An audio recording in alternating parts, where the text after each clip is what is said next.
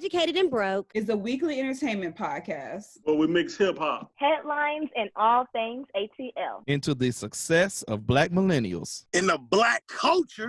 Alrighty, guys, we are back here on Black, Educated, and Broke. I know a lot of you guys are back like, okay, they said they got a sports agent. Is she a female? Okay, let me, y'all were waiting for this part of the interview. So bam, here we are. So let me give this formal introduction of our guest today because she gave this amazing bio that, clearly I should read.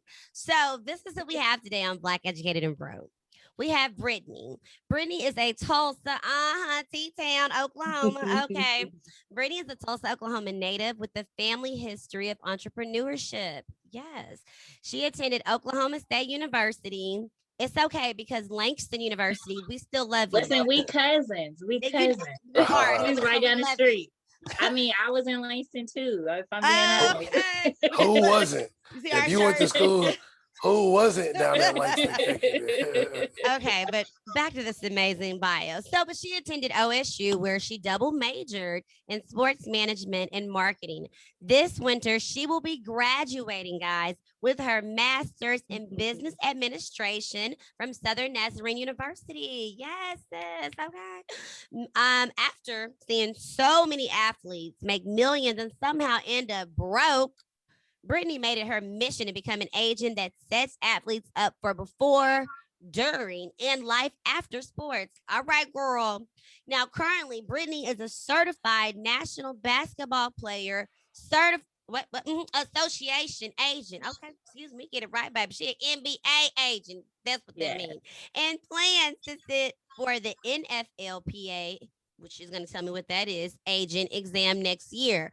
Knowing her mission was to create lasting wealth for her athletes, Brittany launched Spiked, a coffee concept in Oklahoma City in May of 2020, in the middle of a pandemic. Y'all make some noise for Brittany. Listen, it was a challenge. Yes, Brittany, so many things. Where do we get started? Actually, let me just get into that part first. This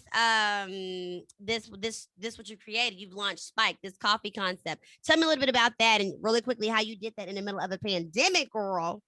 So honestly, and everybody I talked to in this year, I'm like, go ahead and LLC it. Now's the time to have a business. So of course I didn't qualify for any PPP. Like I did not commit fraud. However, the city of Oklahoma City launched a lot of grant opportunities for minority-owned businesses, and so I qualified for that. So it was one of those things where, because I was an entertainment agent prior to COVID, and I lost my job, and literally I was just sitting at the house, and so I actually made Spike in Langston one night. I was just sitting at my friend's house, and I was like, you know what, like this would be a good idea. And so this was like in 2015, and then I was sitting at home and COVID happened, so I was like, you know what, I'm gonna do it. And here we are now. We're days away from my opening. I'm literally waiting on my espresso machine. And so it's been an amazing journey. But I'm happy to have that because, I feel like a lot of agents, they talk to their guys and they're like, absolutely, I'll help you launch a business. But then they don't have a business. And so, and it is not as easy as it sounds. There are a lot of laws. Yeah. So I was like, you know what? If I can do it, they can do it. So what exactly is Spiked? So you can get almost anything you can get at Starbucks, but you can spike it. So if you like a little whiskey or alcohol, just like Kahlua, yeah. So whatever, everything on whiskey, including our food, can be spiked. We used to drink them as scholars. See, he was up studying, and I made a business out of it. Heck yeah. We called it umbuchi. It's not too late to make that a whole brick and mortar. So it never is. All right, there we go. Come on, see, we making visions to life on Black, Educated, and Broke. Okay, yes. But now, so that's what Spike is. The Conti coffee with some Spike coffee. So I'm looking forward to that whole thing coming to fruition, like you said, coming soon with that. But as far as you being an NBA sports agent, like how the hell did you even get the opportunity to get into that? Like, how do you get into that? So I've always wanted to be an agent. it was so funny when I first heard of Nicole Lynn, because I was like, dang, she from Tulsa, she want to be an agent too? Like, how did I not know this? And so I feel like, you know, if y'all are from Tulsa, you know, we have a lot of ex-professional athletes walking around broker than us. And it's just like, but didn't you make millions? Like, if I Google you, why is my bank account probably more than yours? So it got to the point where I was like, dude, I'm so sick of seeing these Black men and women broke, and you were a millionaire. And it's so crazy because, you know, most of the athletes that go broke were signed with a major white, and I hate to be this open or this honest about it, but a major white agency, and they can't even call them and get a like $1,000 loan. So it was one of those things where I was like, you know what, like, if I truly care about my community, and if I truly want to be the person I think I am, then I should be in this for them and make sure like they can do it. And so again, that's why I said, like, with Spiked, it was like, all right, cool, so I can do this. So now I can teach my athletes how to start a business and how to manage their own brand without going and paying somebody. Like, so that's dope. I like that. Tulsa is full of athletes, like not even the ones that we know from college, but just I mean, people old who school, new all school. exactly. You got Barry Sanders all through OSU. You got Shed Jones. You got my dog Russell, who played for Seattle. He's still in the league. Like, there's no shortage of athletes coming out of that place. So that's a pretty dope idea to have down there. And I will say that I'm actually the only NBA certified agent in Oklahoma. So it's like, it's my state right now. Yeah, it is. Yes, really. And shout out to Skins League, because Chris Skins is doing a lot over there. And so actually, like, I work with a lot of players who play over in his league. So yeah, it's nice right now. That's dope. So how does one become a sports agent? Like, what's the necessary steps? If you want to be an agent, you need to learn the CBA. Okay. So you have to have a degree, or you have to have 7 years of negotiation experience. So, like, I have a lot of people who I know a lot of people who will go into real estate, and then, you know, you get that negotiating those contracts, so then you can represent an athlete, or, you know, whatever 7 years you can find negotiation experience from. Then you submit your application. It costs a little bit of money. It's about $1,200. Then you study like you ain't never studied before. I mean, it's not like college where you can be like, all right, cool, if I mess up on this test, I get it again. You mess up on that test, you gotta wait a whole year before you take it again. And it's another $1,200. Yeah. So you gotta be right. And it's hard because there's no study materials out there. Like, you have to literally read the collective bargaining agreement and decipher through the legal terms. And so when you have people like me who didn't go to law school, it's like, dude, like, am I in over my head? Like, it was a bit much, but I mean, once you get the basis of it, you're fine. I wanted to ask you about that, like, when you were talking about getting certified and all that, because what was like a year or two ago when Rich Paul really blew up, they were trying to change all these rules, and everybody was like, NCAA that was just last year. Yeah, that was just last year. Yeah. So did you have to deal with any of those new changes that they were trying to enforce? Absolutely. So all new agents do. So, like, right now, so it's a little different now that NIL just got passed. Prior to NIL, I cannot speak to college athletes, even though I am certified through the NBA, even though I am certified through the state of Oklahoma, because that's a whole another thing. Once you pass that test, you have to register in your state and every other state that you want to recruit athletes in. So being an agent is definitely a financial investment that nobody prepares you for. So then once you get that, then you have to be an agent for 3 years before you can even talk to a college athlete. Now, I will say, if you are just like Ace Boom Coon with an athlete and he doesn't care if he drops in the draft, so if he thought he was going to go first round, then he's going to go second. If he works with you and you are not NCAA certified, then that's it. Like, he no longer is eligible to go back to college. Whereas if he signs with an NCAA sanctioned agent, he can go back. Okay, dang, okay. They find all kind of loopholes for little stupid stuff. Yeah. I mean, it's a lot. It's, like I said, not having a law degree, I had to learn a lot. Like, I had to read a lot to make sure I understood everything clearly. So do you have to start off with like a bigger firm just to get your feet wet, or can you stay under your own umbrella? I'm 100% independent. I have no desire to work for an agency, mainly because, you know, agencies are the ones that are responsible for these poor athletes. So if I go and work for this now, like if I was to work for somebody like Rich Paul, or even like, you know, with Nicole before she left and still with Young Money, I think that would be a little bit different. But we have big agencies in the world that that are literally there just to get athletes money. They don't really necessarily care. One of my friends, he went and worked for a big agency, and he couldn't even see the contract between his player and the agency. How do you not know how much your athlete is making? So you how know do you that's not know shady. how much you're making As off hell. So you will never find me now. If I'm fortunate enough to start a big agency, absolutely, because I would love to see more representation of us in these offices negotiating these deals for these athletes. But you won't see me. You won't see me in a big agency. Right.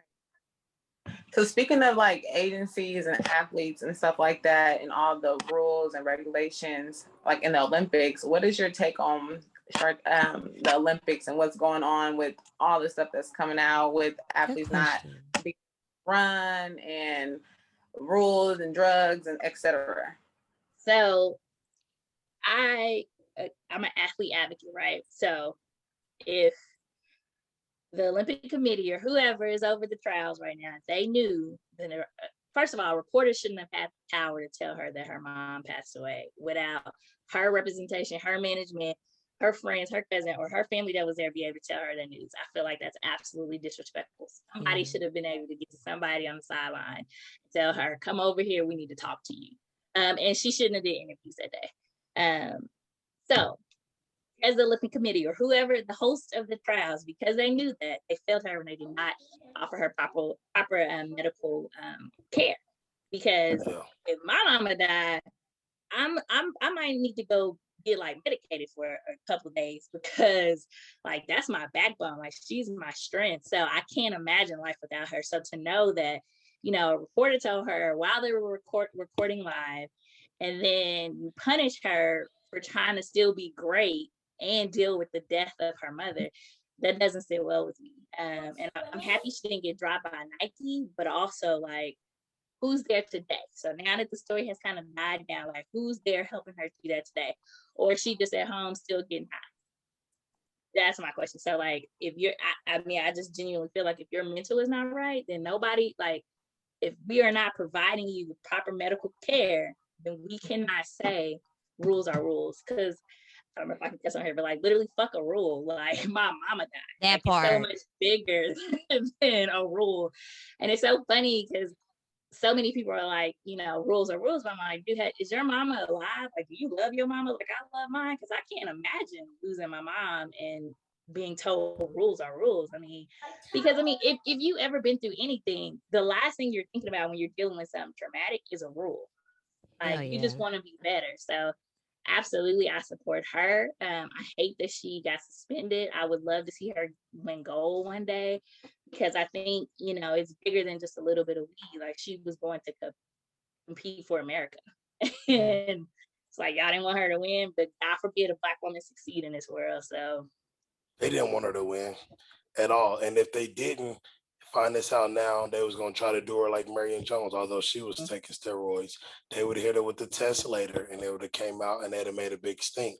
But marijuana is not a performance enhancing drug. Absolutely not. And another thing, unless you're having sex. Let me throw that out there. That's the only Oh my God, Q. So as far as competing on the track, it does not. You know, listen, it's not. I was a track athlete, and we didn't get drug tested until 2011. They started it like randomly, and it was weird. Like I didn't smoke, but for them to randomly start drug testing it, I thought it was strange. Yeah. But for this is weird, man. It's weed. First of all, well, and another thing is, it's legal in Oregon. So why are you even hosting events in a state where it's legal? Because it'd be different. I definitely think it would be a little bit different. And the argument rules of rules would imply a little bit more if she was in, say, Texas. Like, I don't think it's legal in Texas. But she was in Oregon where it's 100% legal. So she didn't break a law. She just broke your rule. But like, you know, based on the state's law, she's good. So I think it's a bunch of BS, honestly, and I can't wait to see her win gold. Well, I want to kind of, as we get ready to wrap this up, I just kind of want to ask your final thoughts and what you want to say to someone, because just listen to you, Brittany, like everything that you're doing, what you represent, your energy, it's very inspirational. And I feel like people listening to this show should be very inspired and encouraged to pursue being a sports agent. I'm definitely going to send this to my brother because he wants to be one, but he didn't really know how to get started. So, for you, send him my information because I have a binder that I have perfected for that test. I'm definitely going to. And I want to say, you said you were the only Black or the only Black woman that was a certified NBA agent in Oklahoma. Okay, so take Black out of it. I'm the only. She's the only one certified. Yeah. Agent for the NBA in the state of Oklahoma. So with that, you're groundbreaking. That's groundbreaking, right? Mm-hmm. So I just want to know with our listeners, what is something that you would like to leave them, to motivate them, to encourage them, to inspire, to so you can say, this is how I got me here. Like, what's something you want to leave for our listeners? Man, so much. I mean, if you want to do it. Like, don't let nobody tell you you can't do it. I mean, just do it. And trust me, it's gonna be like, look, I used to work for Thunder, and there was days I used to go cry in the closet in the middle of a game. So it was not always peaches and cream, but like the feeling that I have today, like, you can't tell me shit. So like, just do it. Just absolutely do it. I love my DMs are always open. So wait a minute, you flirting with them, sis? Wait a minute, you ain't flirting with them, are you? What's happening? Oh no, I'm good on that side of the world, but professionally, let them know. My DMs are always open. Okay, and how can they follow you, Brittany? So my Instagram and my Twitter is @AgentBrittanyH, and Brittany is spelled BRITTANI. All righty, guys. So make sure you follow. Listen, I'm sure she probably may draw some nuggets there. As she said, her professional DM is open. All righty. So, guys, if you're looking for more information, please hit her up on that tip. So we're going to take a break as we continue to exit out Brittany, which we just appreciate all of the jewels that she dropped today. Up next, we do have But Did You Know? And Q always kind of putting us in the know. So come back right here on Black, Educated, and Broke. Grab your phone, grab your mama phone, grab your auntie and your granny phone, and tell them to follow us on Instagram as well as Facebook. And that's going to be at Black, Educated, and Broke. We also on YouTube, y'all. Subscribe. And follow us on Twitter at BEB Podcast _ATL. Now, if you forget, I'm about to kick you in the ass. Ooh, not the A. All right. We in the A.